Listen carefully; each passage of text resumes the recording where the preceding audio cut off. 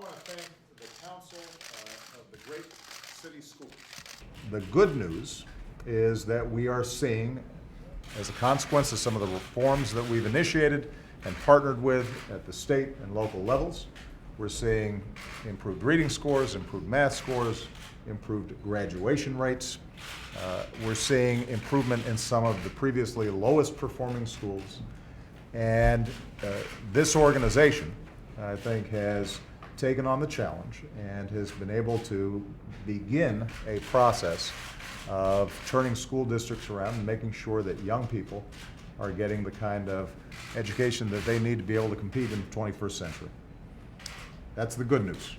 These school districts feel very strongly about making sure that we continue to focus on low-performing schools.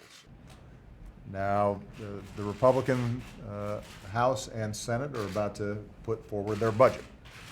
My hope is that their budget reflects the priorities of educating every child. But I can tell you that if the budget maintains sequester level funding, then we would actually be spending less on pre-K to 12th grade in America's schools in terms of federal support than we were back in 2000, and that's adjusting for inflation. The notion that we would be going backwards instead of forwards in how we're devoting resources to educating our kids makes absolutely no sense.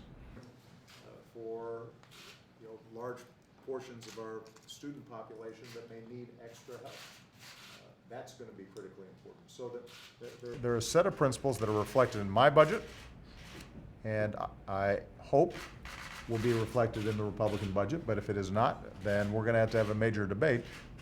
We are making too much progress now in terms of graduation rates, improved reading scores, improved math scores, increasing standards, increasing access to the resources the kids needs for us to be going backwards now. And this is something worth fighting for. That's something that, that's not the kind of legacy we want to leave for the next generation.